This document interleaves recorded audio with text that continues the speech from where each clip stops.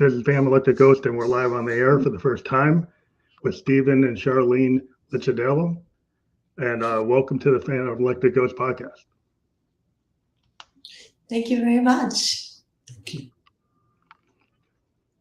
So we want to talk to you today about the struggles you've had. We're gonna get into that a little bit deeper into the show, but want to let people know we are a featured podcast on the Newsly network. You can see that icon up there says Newsly, and for our audience, you have to use the coupon code GHOST to get 1 month free premium subscription.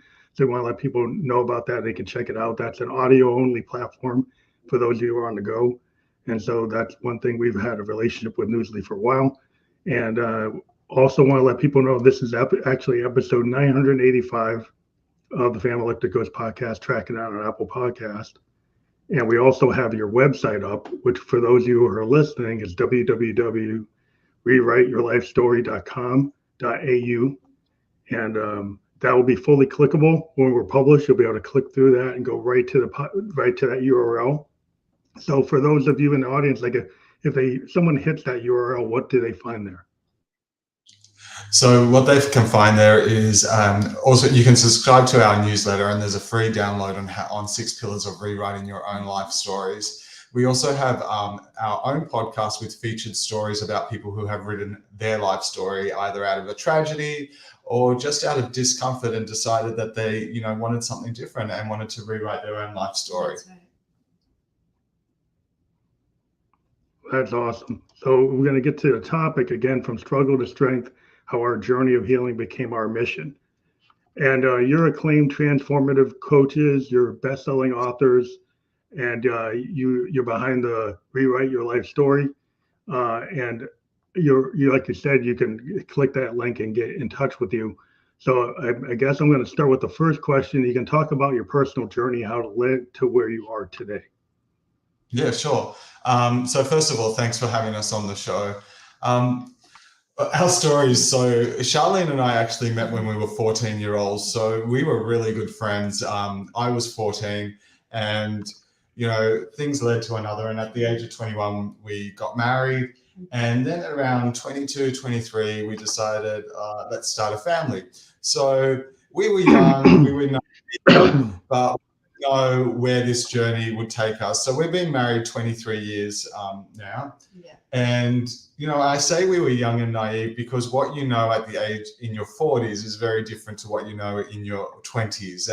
And resilience builds over time and things build over time. So at the age of 23, we started, trying to have a family and realized things weren't working out for us. And then decided to do a lot of testing and things like that. And it worked out that I wasn't able to have children.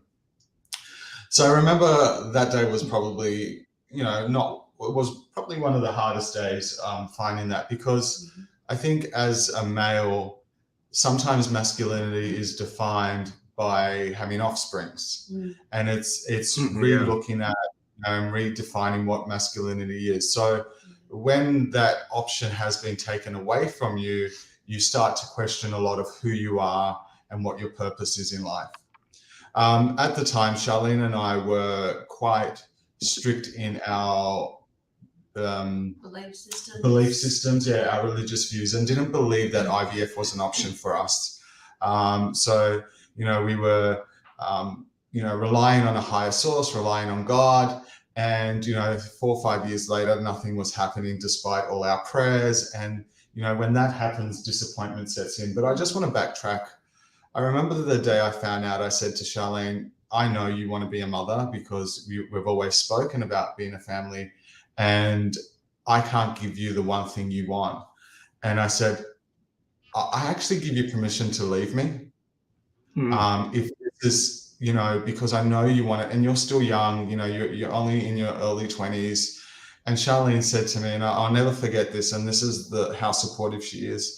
She said to me, I married you for who you are, not for what you can give me. Whether you give me children or not is not why I married you. I married you for you.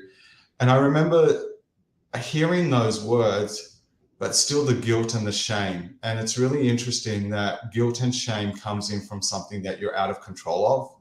And that guilt and shame really plagued me for a lot of years, really up until recently when we were able to become vulnerable in our story. So this story is like a 20-year journey because we've been married 23 years, but it's only recently that we've become comfortable in the story to share the story.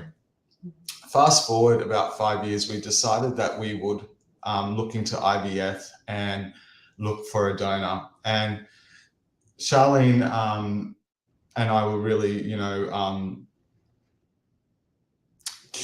cautious, as in, how do we choose a donor? We went to many IVF facilities. And when we actually took the step of, let's look for a donor and let's do this, Sharlene made sure that I was part of the whole process. She never, and I will say one thing about Sharlene, and one thing for if any couple is struggling through IVF, struggling through infertility, we personally don't like the word infertility because it has such negative stigmas. So we prefer to use the term childless by nature or childless by choice. Because there are people that are childless by nature, like we were, and there are people that are childless by choice. Now, if you remove the cause, the result is still childless. So infertility can be, that word in itself can be quite harmful to people and quite hurtful. And the shame and the guilt that comes from that. So during that period, Sharlene, we went through counseling, we went to meet all the requirements, and we chose our donors. We went through 18 cycles of IVF, and in that period of time, Sharlene did fall pregnant twice, but had miscarriages very early on in the piece. It wasn't until we hit, our maybe late 30s, early 40s, that we decided that we were going to transition from childless to nature to childless to choice. And the reason we did that is, one, we didn't want to, we had this theory that we didn't want to be parents in our 40s. Our energy levels wouldn't be there. This was our choice, and there's patience levels. Yeah, patience levels. This was totally our in our 40s. We all respect to people that do become parents in their 40s. But by the time we hit our late 30s, early 40s, Sharlene's body started playing up with her, 18 cycles of IVF, hormones and all that. It was just too much.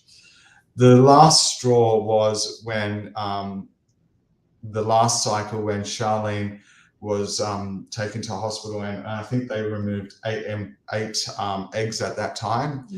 And we had gone through all the hormones, all the processes again, and none of the 8 were viable embryos. Yeah, that was it for me. That's too much. Yeah, that was just the breaking point to Sharlene. And so, we decided to do that. But I guess that's very short. And we decided, we're going to be childless by choice now, because one, your body can only handle so much. And I totally respected Sharlene's choices in that, because she respected my inability to give her children. So that happened.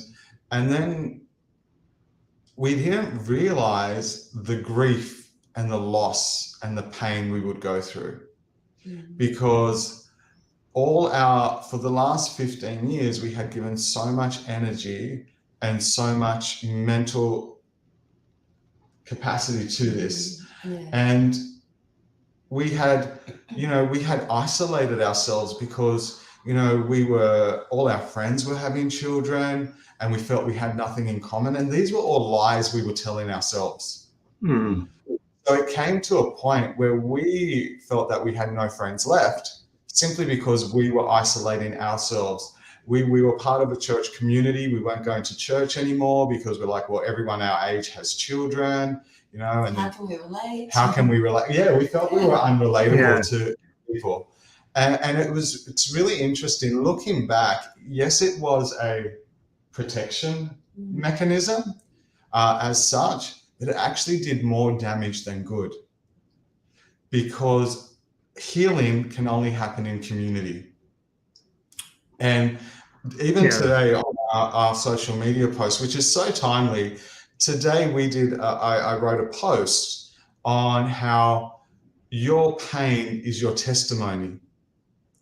And sometimes we don't realize the journey when we're going through the journey, but that journey serves. And I got this from a conference we attended recently in Orlando, Florida, called Faith Over Fear.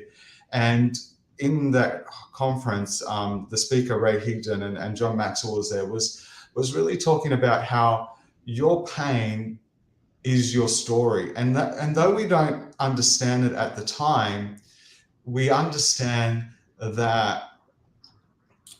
And it's okay to feel the emotion, the pain at the time, but knowing that you're one step ahead of someone else who may be going through that similar experience. So that really served us as a fuel for our mission as well. Yeah. Do you want to speak about your experience during that time too? Yeah, I mean, because it was very similar, but I guess different from my perspective. I remember when Stephen came to me and told me about that, and I was like, I couldn't understand why he would think that, I would want to leave him just because of that issue. And for me, I knew that even though I wanted children, I knew that we both had a purpose beyond just children. And for me, it was a no-brainer. I'm not going to leave you just because of that. So it's heartbreaking for me when I realized how guilty and how much shame he felt during that time.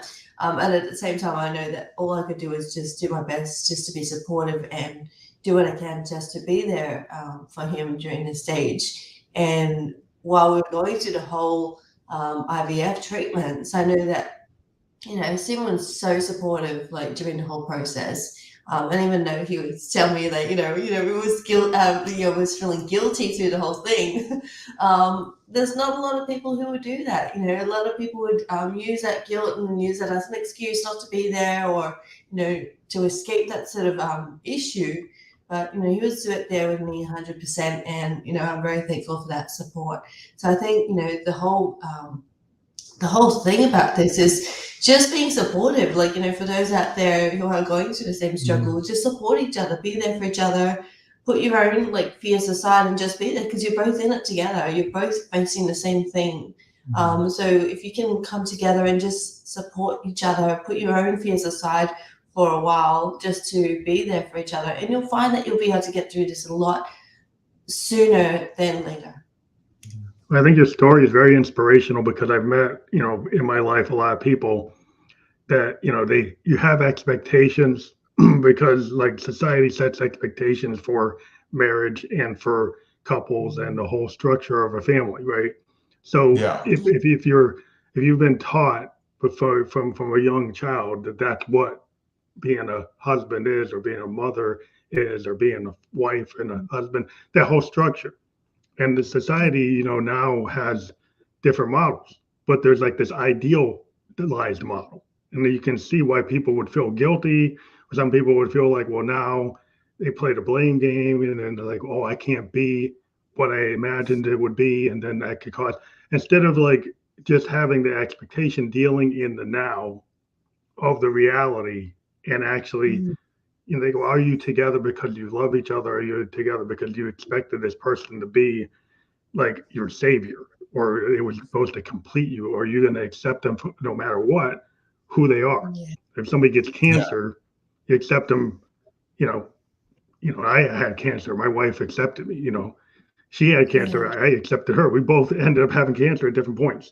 And some people that's too hard for them. And when I was going through cancer therapy, I knew people that broke up because they couldn't handle it.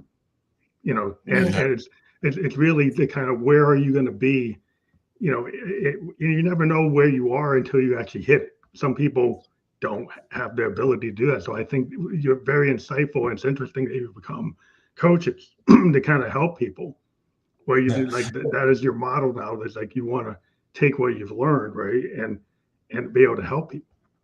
Yeah, correct. And it's really interesting, when we look at the statistics around infertility, 1 in 6 couples will go through infertility. So it's actually quite bigger than what we think. And when Sharlene and I decided that, enough was enough and we were going to become childless by choice now, there was nothing out there to help your next steps. Mm. There's a lot of books and there's a lot of resources while people are going through infertility treatment, but there's actually nothing that says, how do you redefine your purpose? How do you redefine your life? How do you rediscover who you are? Because you've spent so much time and energy, as you said, in what society thinks is normal, you know, and I really want to share the pain of childless by nature never fully goes away. There's always this dull ache, you know, but what it is to rediscover something greater than yourself, rediscover the ability to make a contribution to others. It's not about finding pseudo parent ways.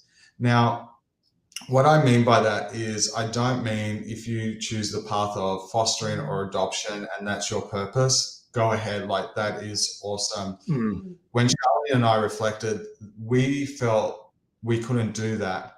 And the reason why is I don't feel I could, for me personally, fostering I thought would be too hard once the child leaves. You know, and I would go through too much emotions and all that. So for me, it was a decision, you know, whether it was a selfish decision or not, it was a decision of self-preservation. And I think that's okay, you know, and I really admire couples that are able to do that. Adoption, we looked at adoption, and Australia's adoption laws are so hard. Overseas adoption in Australia is so difficult, and I know there's been a lot of forums and reviews around how to change adoption in Australia, but for us going through that journey again would only impact the pain. More traumatic. Yeah, more traumatic to go through that structure again. Yeah. So we decided that was not for us, but we also decided that we didn't want to have pseudo type where people call us mum or dad or things like that, because that's not the real structure of a family. And yet we needed to embrace us as a core unit, and our nephews, our brothers, our sisters, our cousins, that was our family now. And that it was actually okay not to have children. Yeah, because I'm wondering, like, if once you realized you didn't have to be isolated, then you could be like that uncle or aunt, you know, to within family structures where at least I know in the Black community, there's a lot of aunts and uncles that take on a lot of roles that are very much like the father and mother. Within the Black community, at least in the United States, there's a lot of people who take on significant family roles, and it can able to feel, like this aunt is very close to you, or this uncle is very close to you. So there's other ways to imagine things. I mean, everybody has their own way of doing it, but I'm imagining there's the different ways to take that on. The way we approach it is, we can advise. We see ourselves as bus drivers.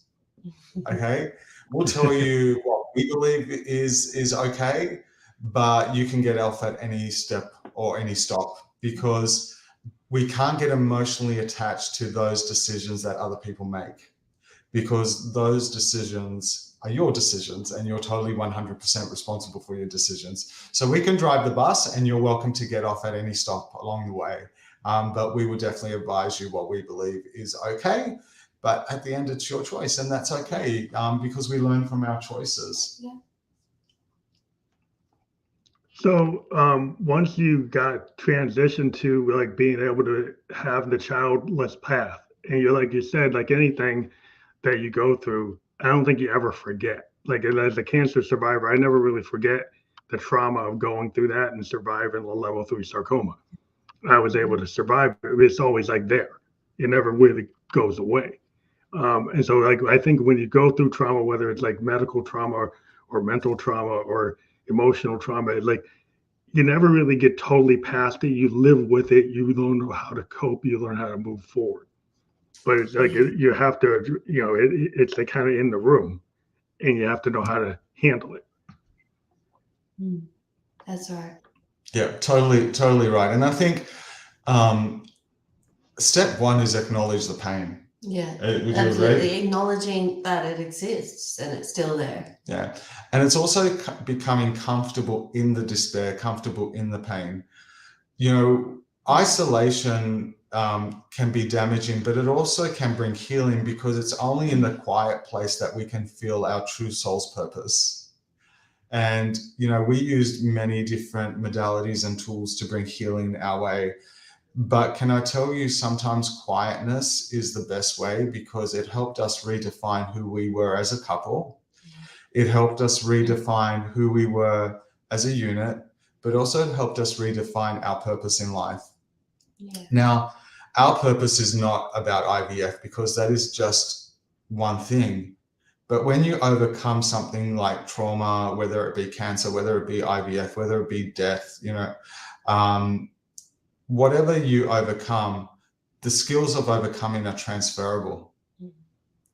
So rewriting your life story is not just about IVF. It's about when we get uncomfortable in our current situations and need to do a reboot or a rewrite.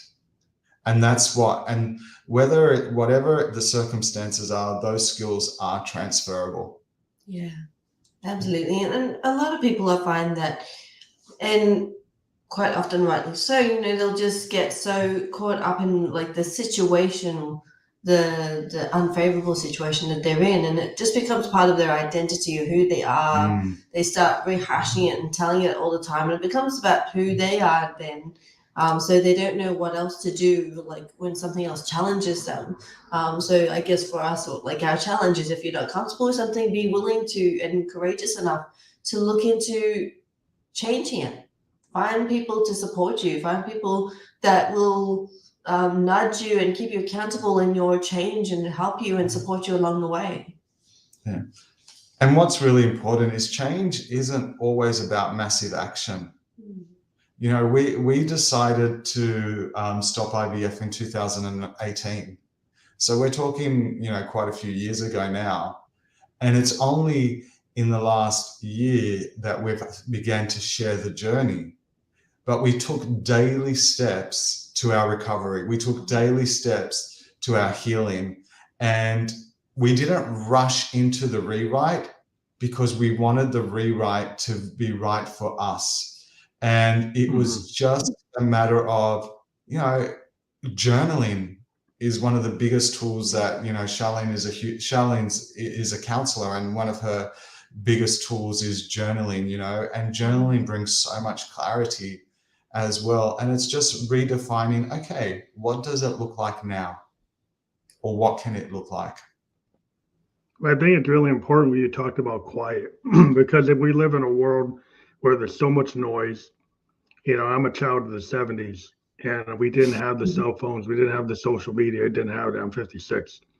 And so I kind of come from a time where, you know, I wasn't guided as a child. I kind of had imagination. I would just make things up. I didn't get guided by a video game. I didn't get guided by social media. I kind of went outside in the woods and jumped ramps with my bicycle, or built a rector set or whatever. But the whole idea is that there was a lot of quiet. There's a lot of peace. You know, there's only 3 channels on TV. There's only 3 or 4 channels. It's like, not 1,000 channels. So I had, and I continue to kind of think about the quiet moments as a creator, as an artist. Sometimes you have to have that space where you disconnect or get away from things and kind of be in a little isolated kind of stage, like my bedroom studio. I kind of am in this place where I kind of can just not plug in. And then I think a lot of good ideas come from kind of journaling. You know, as artists, we journal. We keep records of all of our poetry, all of our songwriting. And it ends up being like a very cathartic process. You know, people use art therapy. You know, people who are creative kind of naturally are in that. Some people don't know how to do it. And so they have to be taught through mentors or life coaches or different therapists of how to actually take what's inside and kind of put it on the page, put it on a memo, put it on a canvas. Yeah. Yeah, absolutely. So do you want to talk into that? Because you're probably better than me at speaking into that. Yeah. I know. you did mention like how, there's so much quiet back in the day, and then now there's so much going around us, and it's easy to see how like a lot of people use that noise just to escape those feelings of being uncomfortable, and they'll just try and use all these distractions around them like as tools to get away from like really dealing with that issue in the moment. And it's understandable, and at the same time it's probably not the most helpful. But if you want to move forward, sometimes it's good to find someone who'll be there with you to allow you to be in the silence without talking, or just if you have to deal with your emotions, to have someone there with you to guide you through that if you need to. But I see that it's so important just to spend that time, put all those devices away, just find that time to really get in touch with who am I as a person, who, like, how can I find a new purpose out of this situation? I find it like I do a lot of meditation. I'm a Buddhist. So like I do chanting, breathing exercises. I lived in Japan for 2 years, was into Tai Chi, and a lot of things are more Eastern mindset where you can kind of go off, do Tai Chi, do my chanting, do my Nam-myoho Renge Kyo, Mandisho and Daishonin and Buddhist. But the idea that you can find kind of peace by, like, a poet, like a Victorian poet said, nature is the cathedral. So I live in New Hampshire. I like to walk in the pines and not have a headphone on or not have my a phone on. I just walk in the woods and listen to nature, and find that that's very restoring. That gives Yes. me a lot of peace. And in my day job, I'm a software developer, and I'm in a very chaotic, kind of heavy time deadline, very stressful work. And then I like to be able to just walk out in the woods, go on a canoe or something, just get out in nature. And I find that gives me that's why I live in New Hampshire, because I can just immediately go into the woods and get away from it and get really connected. And I think that's very restorative. It helps me. Yeah, and what's really important is start with 5 minutes, start with 2 minutes, start with 1 minute, if that's all you can start with. And like any muscle that we build up that time in quietness and in a restorative space. Absolutely. And one of the things, and you mentioned the meditation, which is really great because like there's a lot of the breathing techniques even through that can help people just actually listen into their body and notice, because we all have our own rhythm in our bodies. And when you listen in, tune out from what's all that noise outside and just listen to that rhythm within your body, that itself can be very calming and reassuring, because that's what you're born with. You're born with that rhythm. And the more you tune into that and listen into that rhythm, it really helps to just bring your heart level down, like the beating of your heart. It just slows it down and helps the body just to relax. So it seems like from all of your journeying, through your issues with your personal journey, and it seems like the storytelling kind of becomes the roadmap, that like learning how to tell your story. Because I think I find in life, like if you can tell your story, if you can, to give your elevator pitch to the world, if you learn how to do that in a way that connects, because you got to connect to the other person so they get it. Once you figure out how to take that internal struggle and actually communicate it out, and you get out of the fear, right? Because a lot of times you'll have fear that you won't tell that story, you won't go out and relay it because you're embarrassed or you're fearful, or you feel like you feel like the shame. But once you can get beyond that, then you realize, well, I could be a teacher, I can be a mentor, I could be a coach. Like, is that like you said, you just like it recently discovered that you were able to take all those steps on the rung, and then kind of put it together, and then now you're kind of actualizing that. Yeah, that's so good. So what we realized is while we were isolating ourselves and just wanted to just be in our little caves, is that even though we weren't talking to people, we were listening to a lot of content online, we were listening to a lot of stories, and they weren't necessarily stories of people that had decided after IVF that they were going to stop IVF. So we chose not to actually listen to any IVF stories or any stories around childless by choice or nature. We just wanted to really listen to people's story about resilience, you know, because we needed to build up that resilience muscle. Yeah, it's like you said, like those skills are transferable, Yeah. aren't they? So what we actually realized was I can take what they did in that piece and actually apply it in my life here. And I can take what that person did in here. So we realized that stories really have the power to heal. And no matter what that story is, that story may have one little aspect or one little thing that can bring a breakthrough in someone else's life.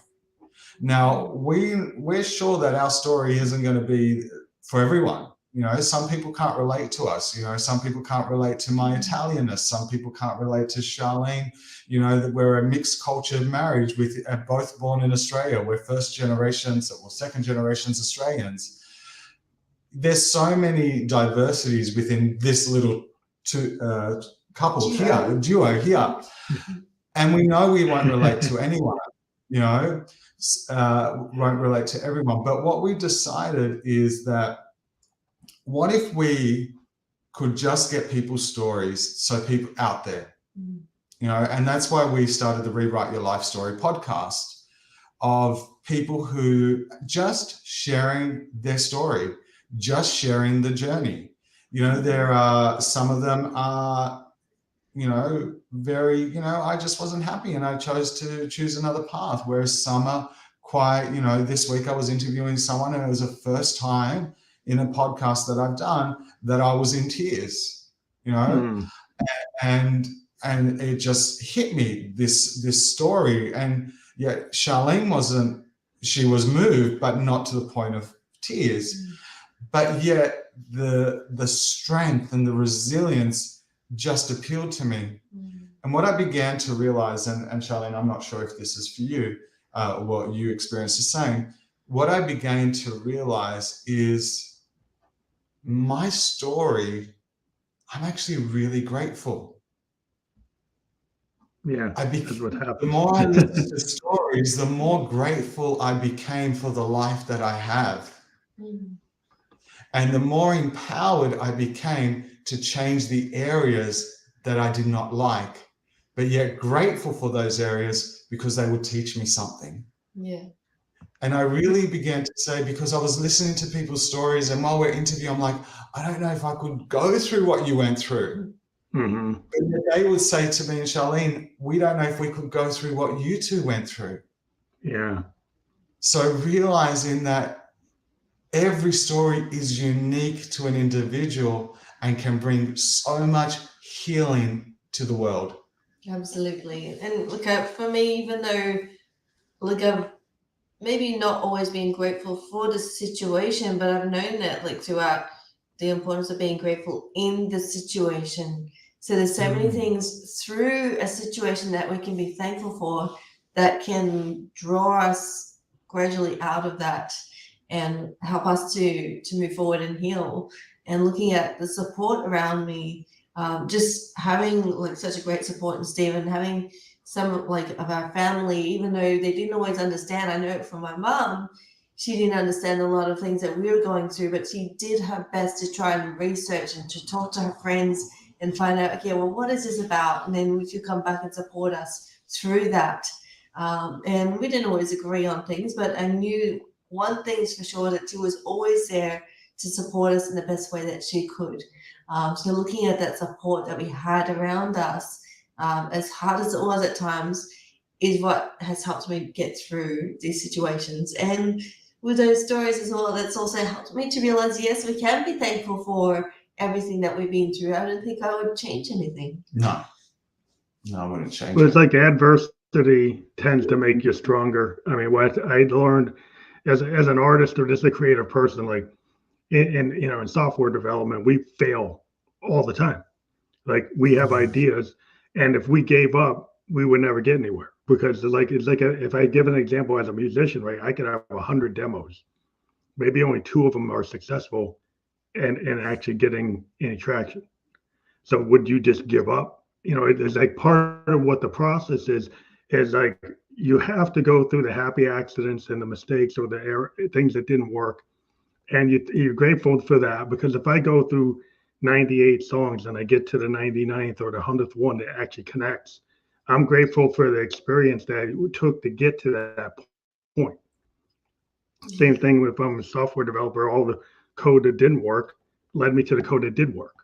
And so if you start to Yeah. think of things like that, a lot of people, they get into like, oh, I can't, I don't, failure is like not an option. It's like, well, failure is part of how you get to success. You can't have success without breaking some eggs. That's what happens. But people have this tendency to want to be so perfect. And to me in Mhm. music, imperfection is actually beauty. A lot of times there's so many people trying to make things so clean that they get away from the actual, like the thing that people find beautiful in really great pieces of music is the fact that there's some imperfections in it.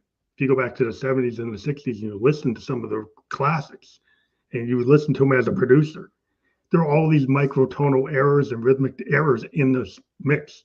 If you tried to go through and make it perfect, it wouldn't be what it is. And I think it's the same thing in your life. Your life, you have to learn from the things that happen, the struggles that happen. Not everything's going to map out 100%. And that's just the nature of life. Yeah. Yeah. I just love what you said. There's imperfection, there's beauty in imperfection, and that's so true. I love it. Yeah. Yeah. Beautifully imperfect, right? Yeah, beautiful. Thank you. Yeah.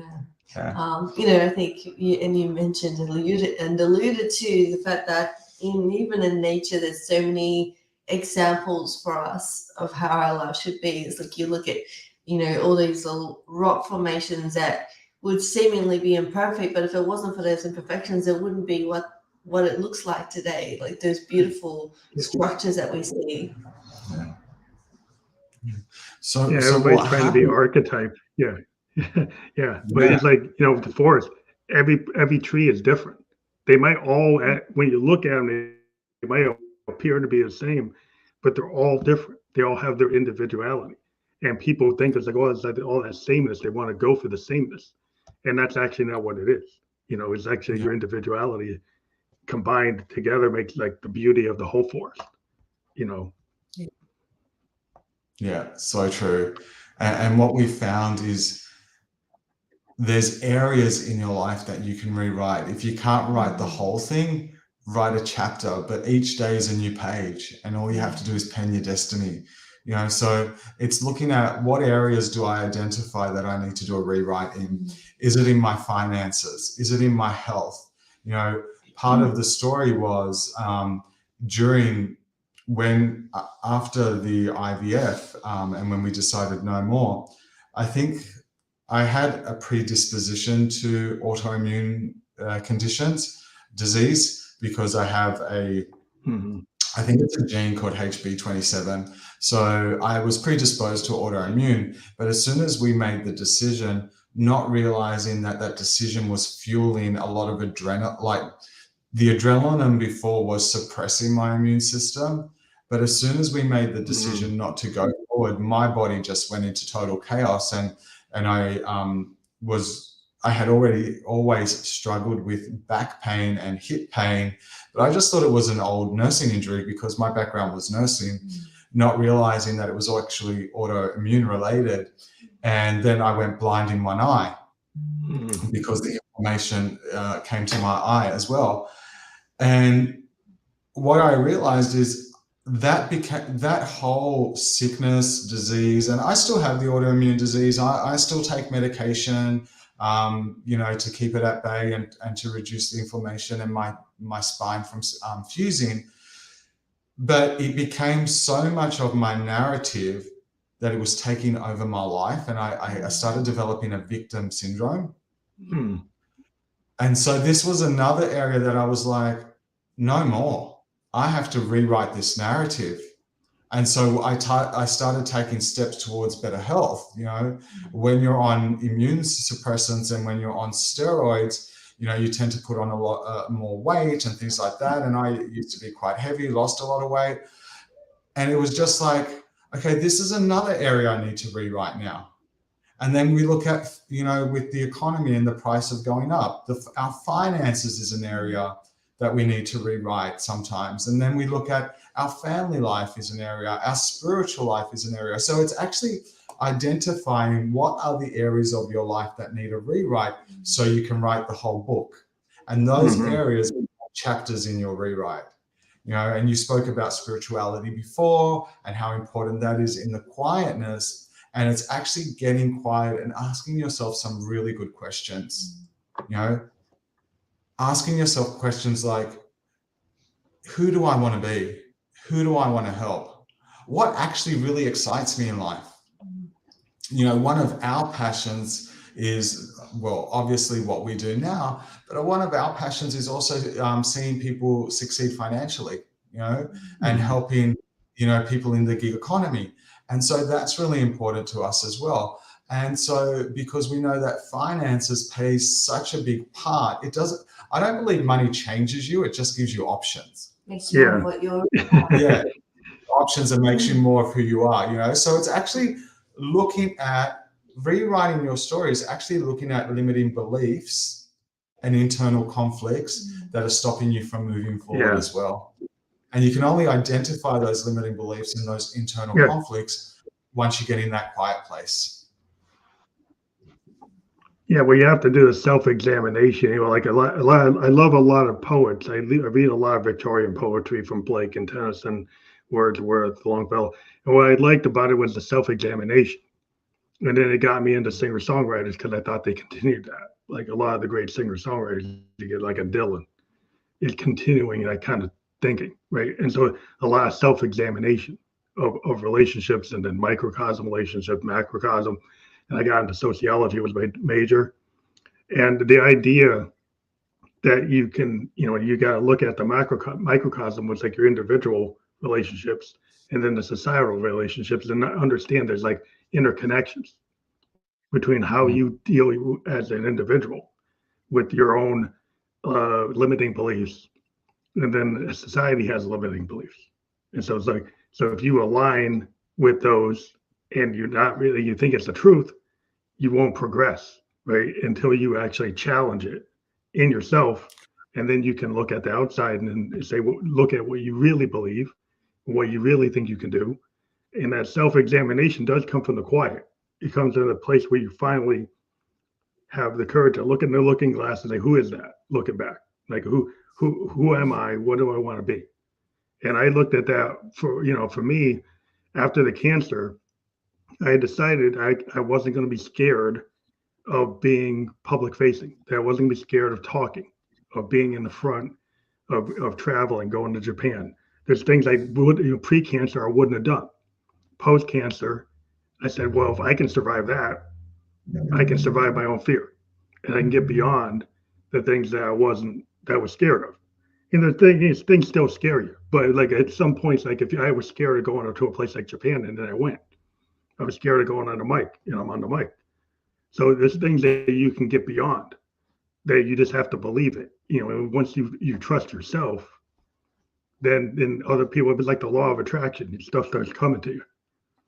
Yeah, absolutely. It's so true. And there's that saying that we don't know what we can do until we do it.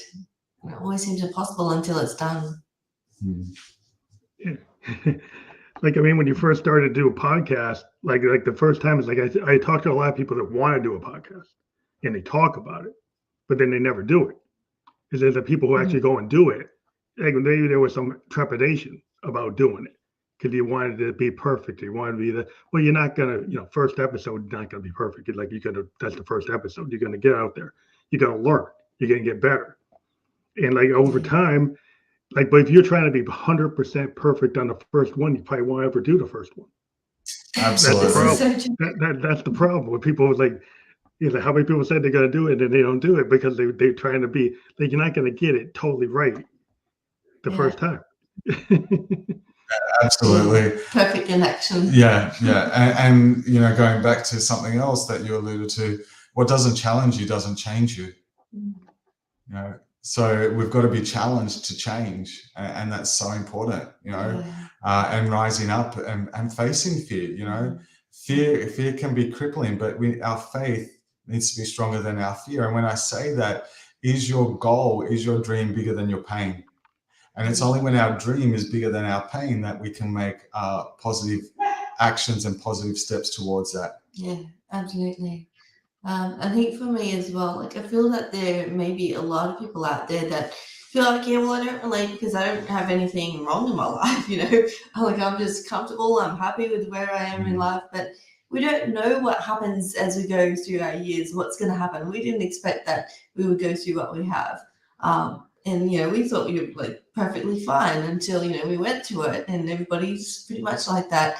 I think what's really helped us is the fact that even before we went through these situations is that we've always had that passion and desire to improve on ourselves and look at tools and study and learn from other people and just equip ourselves with resources to manage things and to be able to be flexible. Yeah, that's so true. Yeah. There's never been a time in our married life or as teenagers that we haven't been involved in either some personal development program, a mentoring group. There was a period of time when we decided to go in the cave that we didn't do it, but always throughout our lives, we've always done courses or been in masterminds. We're in a mastermind now with people that keep us accountable.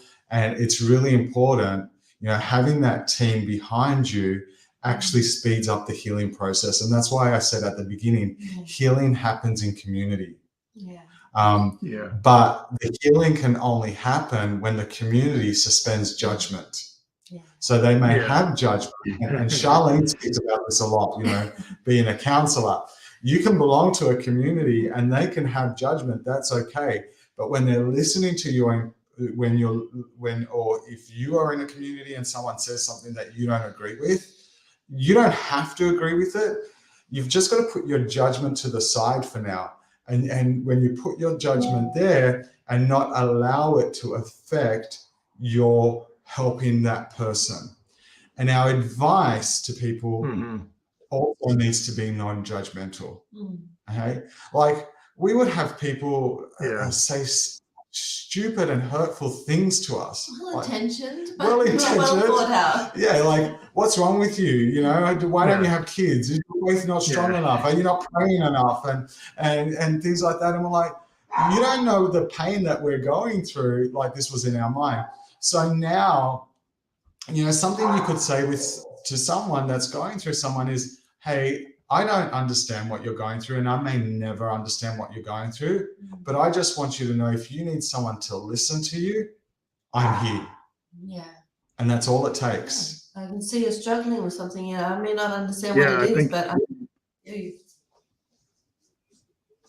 Well, I think it's like sense of community, because I think some people are so into camps. Like there's certain camps and ideologies and groups of people that have a certain concept, right? So they got this concept. They say, well, individualism is key. That this means that you got to be self-reliant and you got to be this, and you got to be strong. And if they see any sense of what they perceive as weakness, they can't accept it, right? So they're not open-minded. So if you come to them and they perceive what you're saying as being weak, and they've got this kind of stoicism where they don't believe in that.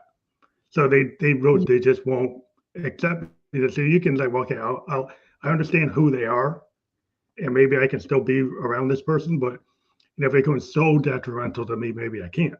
But it's like you have to just understand like where people are, and you try to strive to get people to be more empathetic, but some people are not. So if they're not, in America we have a lot of people. They're in certain mindsets today. If they see me coming, they immediately think I'm in one camp or the other. They just automatically see me and they didn't hear one word I said and assume I'm in this camp. And I can talk all I want and they're not going to listen to anything I said because they already prejudged. So that's a problem. So it's like you have to be, and I try to do this show because I talk to people all around the world and I want to hear exactly what you have to say. And, I have a different point of view, but I don't go push it down and say, well, this is the only way. This is the only path. I think that's where people get stuck, because they get into some kind of thing where they feel this is the only path, this is the only way. It's like, well, that right there is their first mistake. Yeah. Yeah. It's so true. Like what works for one person doesn't necessarily work for the other. And that's why it's so important just to know yourself. You are the master. No one knows you better than you know yourself. But it's really important, again, alluding to get into that quiet place, get to know yourself at a deeper level. And it hurts. It does. Because you're going to have to face things or come to realize things that you wish you weren't, and belief systems and other things. And, it's painful, it tears you up, but there is freedom in that. Absolutely. Absolutely. And it's so, like, and we understand it can be quite uncomfortable and sometimes scary to examine ourselves because of those, like the very fact that we're maybe not happy with what we thought we were but are not.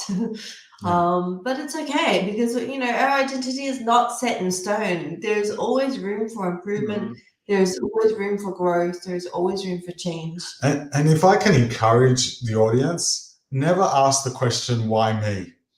Or why am I going through this? Because it's such a dangerous place, and it can lead you into a spiral of despair, hopelessness, because we will never know the why. But what I've come to learn is the why is not important. And the day that I find out the why, that day it's not going to be important at all. Like I used to say, God, why? Why is this happening to us? Why are we going through this? And then I would and then I would realize, you know what? The day that I meet you face to face and I know the why, it's actually not going to matter anymore, because I'm in your presence. And so I realized that why is so dangerous, because it just leads you down a path.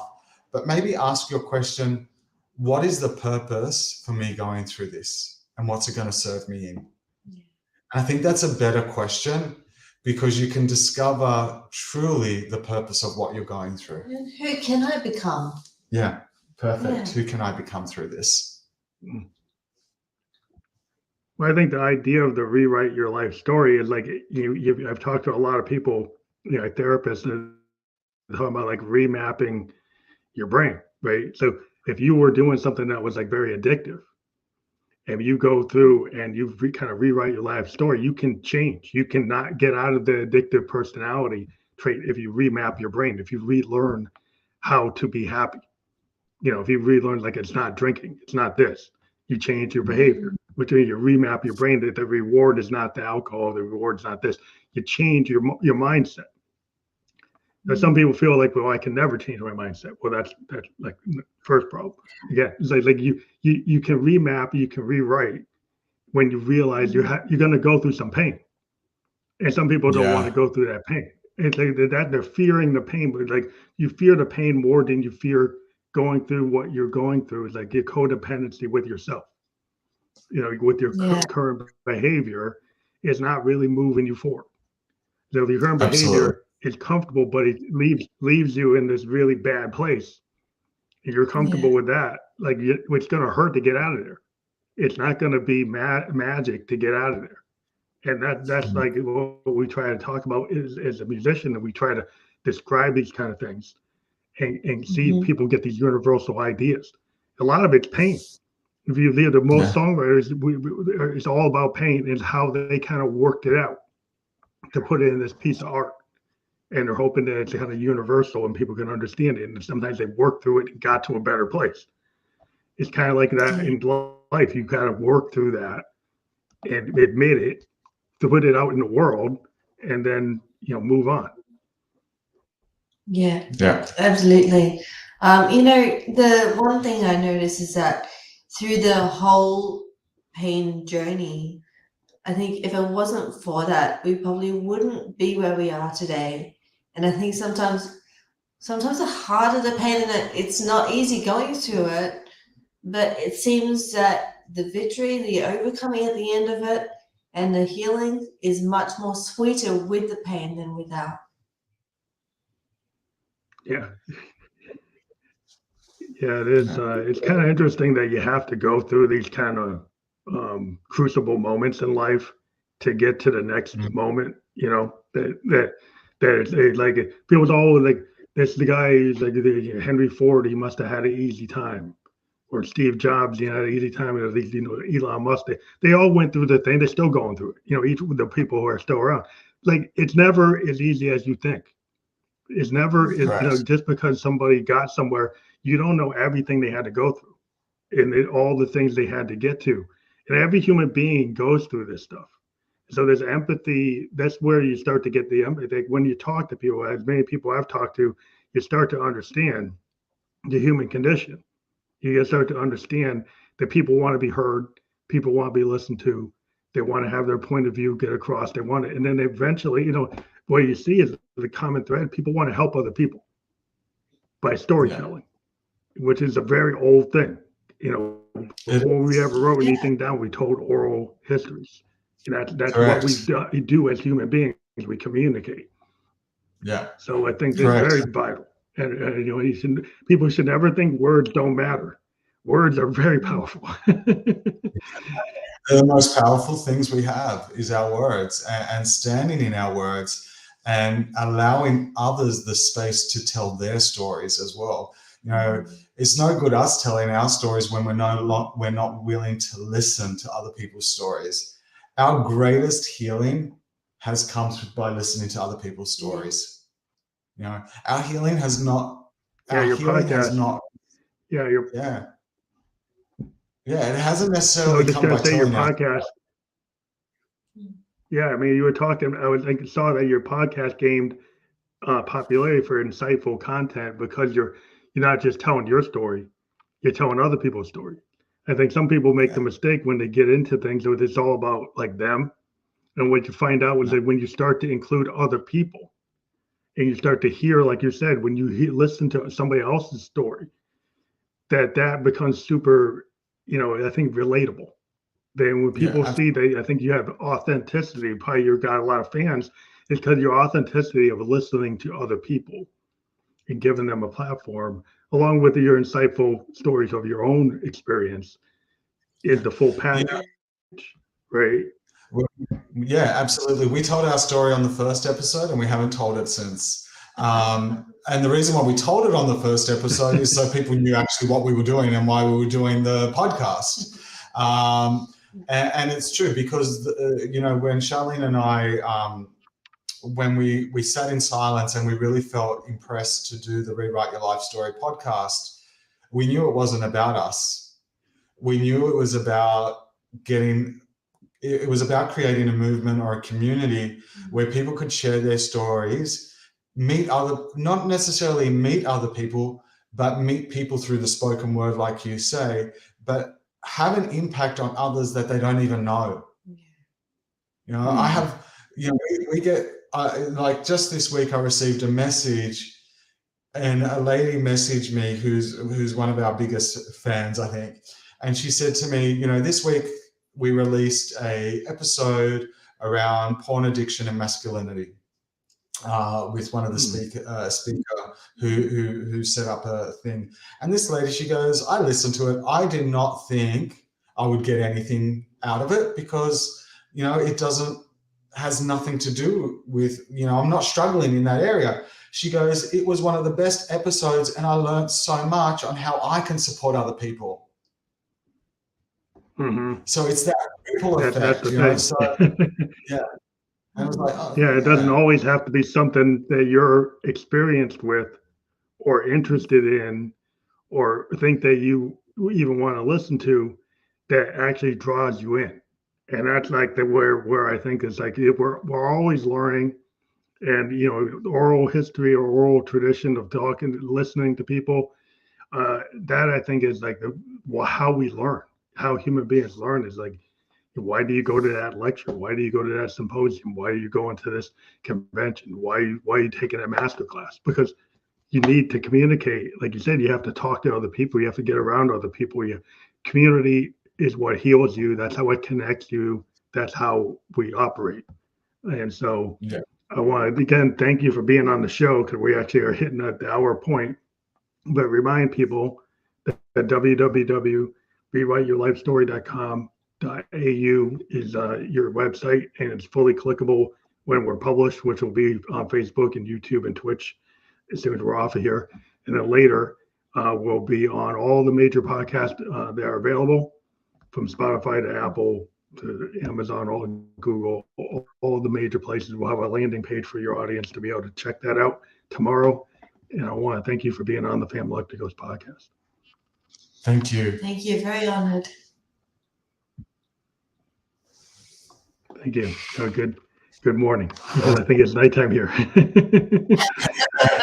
Thank you so much. Thank That was you. awesome. I hope it went well for you.